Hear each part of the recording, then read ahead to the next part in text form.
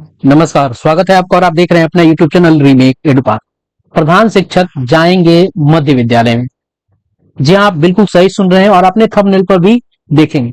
मैं ये आपको उत्तर नहीं बता रहा, मैं एक प्रश्न रख रहा हूं कि क्या प्रधान शिक्षक जाएंगे मध्य विद्यालय में। एक पत्र सोशल मीडिया पे वायरल हो रहा है और इस पत्र के माध्यम से मांग की गई है कि वरीय प्रधान शिक्षक को मध्य विद्यालय भेजा जाए। तो ये वरीय कौन है, क्योंकि दो कैटेगरी के लोग प्रधान शिक्षक बने हैं और दोनों के दोनों लोगों की अगर अनुभव की बात की जाए तो 8 साल अनुभव। वो दो कौन कौन से लोग, एक थे 1 से 5 मूल कोटि के शिक्षक और एक थे 6 to 8 जो स्नातक कोटि के शिक्षक है। मूल कोटि के शिक्षक किसी भी शर्त पर 6 to 8 के शिक्षक से कनीय होते हैं, जहां दो वरीय और कनीय एक एक्सपीरियंस के साथ किसी भी संवर्ग में पहुंचते हैं तो वहां वरीयता और कनीयता का निर्धारण कैसे। इस पत्र के माध्यम से केवल वरीय वरीय वरीय वरीय की बात की गई है। तो क्या यह मांग जायज है कि इस मांग में कुछ और चीजें ऐड ऑन होनी चाहिए थी। क्या है वरीयता का आधार, यह वीडियो का थीम है। इस वीडियो के माध्यम से इन सारी बातों की जानकारी हम आप तक पहुंचाएंगे। तो चलिए वीडियो को शुरू करते हैं और वीडियो को शुरू करने से पहले आपसे आग्रह करेंगे, पहली बार चैनल पे हैं तो चैनल को सब्सक्राइब कीजिए, कंटेंट पसंद आता है तो लाइक शेयर जरूर करें। आपके स्क्रीन पे वो पत्र है और ये पत्र भेजा गया है आपको मुख्य सचिव समान प्रशासन विभाग, माननीय शिक्षा मंत्री शिक्षा विभाग, सचिव शिक्षा विभाग, निदेशक माध्यमिक शिक्षा शिक्षा विभाग, निदेशक प्राथमिक शिक्षा शिक्षा विभाग। और ये भेजा क्या गया है, पहले इसका विषय क्या है। ये चूंकि बहुत चर्चा का विषय है आज के समय में प्रधान शिक्षकों के बीच में और वरीयता कनीयता को लेकर अलग एक चर्चा बनी हुई, तो इस चीज को जानना जरूरी है। विषय बिहार के प्रारंभिक मध्य विद्यालयों में प्रधानाध्यापक के रिक्त पदों पर बिहार प्रारंभिक विद्यालय प्रधान शिक्षक नियमावली 2024 की कंडिका 2.5 हम आपको बताएंगे। ये 2.5 है क्या, 626162 के आलोक में जिला आधारित वरीय सीनियर प्रधान शिक्षकों की पदस्थापना कर रिक्तियों को तत्काल भरने के संबंध में। अब यहां बड़ी बात है कि वरीय प्रधान शिक्षक, ये वरीय प्रधान शिक्षक आगे क्या किया गया है। और प्रारंभिक मध्य विद्यालय, मैं आपको बता दूं इस पत्र को लिखने से पहले समझ में ये जाना चाहिए कि मध्य विद्यालय जो है अपने आप में प्रारंभिक विद्यालय होता है। 1 से 5 को आपको कहा जाता है प्राथमिक विद्यालय और 1 से 8 तक के विद्यालय जहां 8वीं तक की पढ़ाई होती है इसको कहा जाता है प्रारंभिक विद्यालय और 6 to 8 है ये मध्य विद्यालय कहा जाता है। लेकिन जैसे ये 6 to कोई भी मध्य विद्यालय अपने आप में प्रारंभिक विद्यालय है, कोई भी प्रारंभिक विद्यालय अपने आप में प्राथमिक विद्यालय है, लेकिन कोई भी प्राथमिक विद्यालय अपने आप में एक प्रारंभिक विद्यालय नहीं है, क्योंकि जब तक इसमें 6 से 8 जुड़ेगा नहीं ये आपको प्रारंभिक विद्यालय की श्रेणी में नहीं आएगा। तो यहां कहना है कि प्रारंभिक मध्य विद्यालय अपने आप में प्रारंभिक है। तो यहां अगर कहा जाए प्रारंभिक विद्यालय में या मध्य विद्यालय कहा जाता तो वो सही है। ये कहीं ना कहीं जल्दीबाजी में और लिखी गई ये खबर है और लिखा गया पत्र, इसको समझा जा सकता है। अब चलते हैं यहां सविनय निवेदन है कि बिहार के प्रारंभिक मध्य विद्यालयों में प्रधानाध्यापक के बड़ी संख्या पद लंबे समय से रिक्त हैं।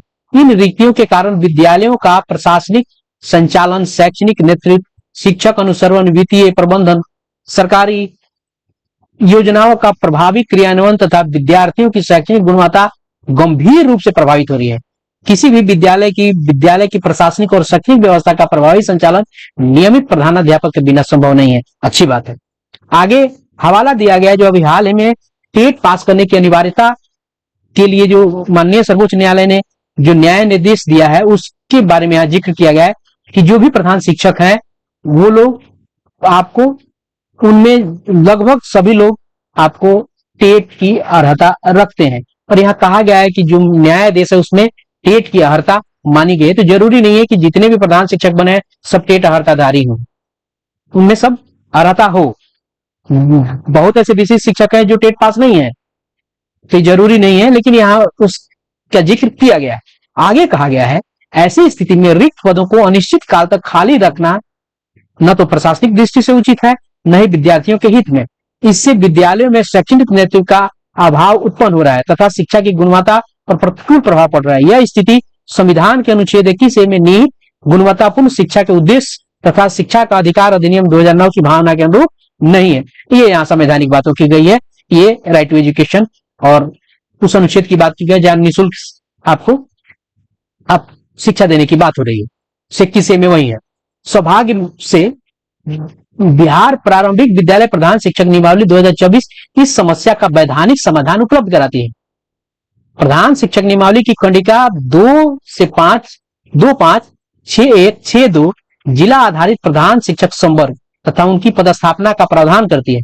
अतः जब प्रोन्नति के माध्यम से रिक्तियां भरना वर्तमान परिस्थिति में संभव नहीं हो तो नियमावली, चूंकि पदोन्नति तभी होगी जब आपको टेट पास की व्यवस्था बनेगी, और यहाँ पदोन्नति अभी मिल नहीं रही किसी को, क्योंकि वो लोग जो पदोन्नति के लिए लाइबल हो रहे हैं वो लोग टेट पास नहीं है। और नियमावली में निहित प्रावधानों के अनुसार जिला आधारित वरीय सीनियर प्रधान शिक्षकों की प्रारंभिक मध्य विद्यालय में पदस्थापना करना पूर्णतः विधि सम्मत, तार्किक और लौकिक है। अब यहाँ फिर ये वरीय की बात हो गई, तो आखिर वरीय आखिर है कौन? चलिए, हम यहाँ मांग की गई है वरीय प्रधान शिक्षक की। यहाँ निम्नलिखित मांगे भी है। यहाँ पे अगर देखा जाए, मांग की बात की जाए तो यहाँ मांग की गई है। अतः हमारी मांगे हैं, कौन कौन सी मांगे हैं? अब देखिए, मांग को जरा देख लेते हैं। पहला मांग यह है कि बिहार के सभी प्रारंभिक मध्य विद्यालयों में प्रधानाध्यापक के रिक्त पदों की जिलावार सूची अवलंब प्रकाशित की जाए। अब देखिए, क्या प्रारंभिक मध्य विद्यालय प्रधानाध्यापक के जितने रखते हैं उसको जिलावार, ये बहुत अच्छी बात है। दूसरा है, प्रारंभिक विद्यालय प्रधान शिक्षक नियमावली की कंडिका 2-5-6-1-6-2 के अनुरूप जिला आधारित वरीय सीनियर प्रधान शिक्षक की पदस्थापना पर सभी रिक्त पदों को तत्काल भरा जाए। माननीय सर्वोच्च न्यायालय के न्याय निर्णय एनसीटी द्वारा निर्धारित न्यूनतम शिक्षक अर्हता तथा प्रचलित विधिक प्रावधानों को अनुरूप कानूनपूर्ण अनुपालन सुनिश्चित करते हुए केवल विधि सम्मत व्यवस्था की जाए, या उसकी मांग की गई टिकट की। ये कुछ बड़ी बात है। जिस कंडिका का यहाँ जिक्र किया गया उस कंडिका को जरा हम देखते हैं। उसके अलावा हम कुछ और चीजों को भी देखेंगे जिसको जानना जरूरी है, क्योंकि वह जानेंगे तभी चीजें स्पष्ट हो जाएगी। और ये पत्र कहीं ना कहीं आपको अधूरापन अपने आप में ये लिया हुआ है। यही बातें आगे कुछ सैद्धांतिक बातें की गई हैं। अब जरा चलते हैं कंडिका पर। ये है वो बिहार सरकार का जो गजट, जो असाधारण गजट असाधारण अंक में छापा गया था इसको, और इसमें बात की गई है आपको। अगर उस कंडिका की बात कर दें, चलिए हम कंडिका को जरा देख लेते हैं। यहां कही गई है बात 5, यहां अगर देखा जाए 2-5-6-1-6-2। अब 2-5 को देखते हैं। 2 यह है और इसकी 5वीं व्यवस्था को देखते हैं। अब देखिए, यहां कहा क्या गया है, प्रारंभिक विद्यालय से अभिप्रेरित वह विद्यालय जहां कक्षा 1 से 8 अथवा 6 से 8 अथवा 1 से 5 तक की पढ़ाई होती है उसको प्रारंभिक विद्यालय वहां माना गया है। यहाँ 1 से 8 होगा तो इसमें 1 से 5 होगा, 6 से 8 होगा। वही बात जो मैं वहां कह रहा था। ये 2-5 कंडिका हो गया, यानी प्रारंभिक विद्यालय की परिभाषा होगा। अब चलते हैं कंडिका 6-1 और 6-2 क्या कहता है। वहां वरीयता की बात की गई है। अब चलिए हम देखते हैं। ये रहा 5, ये रहा 6। यहाँ कंडिका की जो बात की गई 6 और 1, यहां देखिए कैसी वरीयता का निर्धारण की बात की गई। प्रधान शिक्षकों की आपसी वरीयता आयोग द्वारा तैयार किए गए मेधा सूची की, अब देखिए जो मेरिट लिस्ट निकाला गया था उसके अनुरूप होगी। प्रारंभिक विद्यालय के प्रधान शिक्षकों की एक समेकित वरीयता सूची होगी। यह वरीयता सूची, और दूसरा कंडिका, यह वरीयता सूची जिला स्तर पर संधारित किया जाएगा। अब यहां कहा गया है कि जो मेधा सूची प्रधान शिक्षकों की प्रकाशित की गई थी उस मेधा सूची के अनुसार वरीय और कनीय माना जाए। तो यहां 1 से 5 में 8 साल बहाल, 8 साल की एक्सपीरियंस लिए हुए, 6 से 8 में 8 साल का एक्सपीरियंस लिए हुए उन शिक्षकों का क्या होगा? मान लीजिए वरीयता सूची ये 50 तक बना दी गई, और इसके बाद जो शिक्षक आते हैं अगले में 6 से 8 में, तो क्या ये कनीय हो जाएंगे? जबकि 6 से 8 में बहाल शिक्षक 8 साल की मध्य विद्यालय का एक्सपीरियंस लेके आ रहे हैं।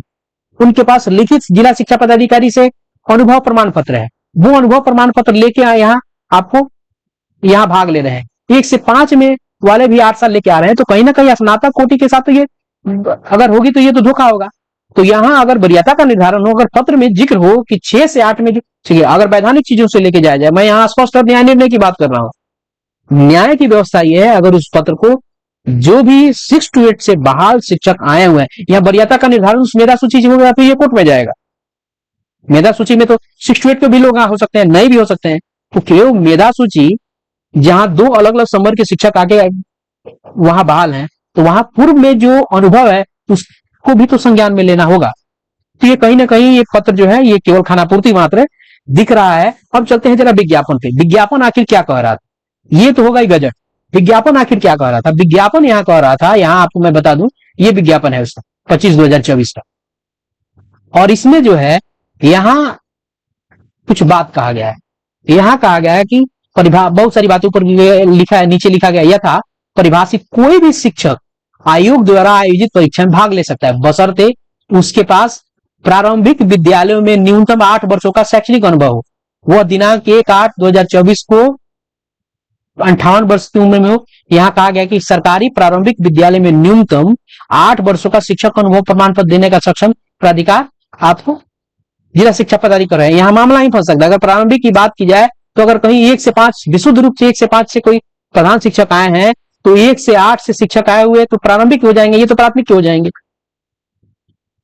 तो ये पत्र अगर है तो ये मुझे नहीं लगता कि ये कहीं ना कहीं ये प्रासंगिक होगा और इस पे कहीं कोई बात होगी। तो ऐसा कुछ नहीं है कि मध्य विद्यालय में बात कड़वी है लेकिन सत्य है। यहां अगर ये किया जाता कि 6 to 8 से बहाल जो स्नातक कोटि के शिक्षक हैं उनको उनकी आपसी वरीयता निर्धारित करते हुए उनको मध्य विद्यालय में भेजा जाता, और क्रमशः बाद में जब 1 से 5 के शिक्षक जो लोग वो एक अर्हता है, एक समय और टाइम लाइन है उसको क्रॉस करते, जो 3 साल 5 साल की बात की जा रही है कि 5 साल होने के बाद उनको प्रमोशन मिलता, वो क्रम से जाए तो ज्यादा बेहतर और प्रासंगिक होता। वो पत्र ही अपने आप में अधूरा है, हो सकता है जल्दीबाजी में लिखी गई हो या कैसे भी है, लेकिन मुझे नहीं लगता कि पत्र से कोई असर पड़ने वाला है। और वरीयता क्रम की निर्धारण की बात आपके जो गजट में है उसके मेधा सूची के अंक में है, लेकिन वो कहीं ना कहीं विरोधाभास है। इस वीडियो में इतना ही, मिलते हैं जल्दी ही नए कंटेंट और नई इन्फॉर्मेशन के साथ। वीडियो पसंद आए तो लाइक शेयर जरूर करें, अपना ख्याल रखें, जय हिंद।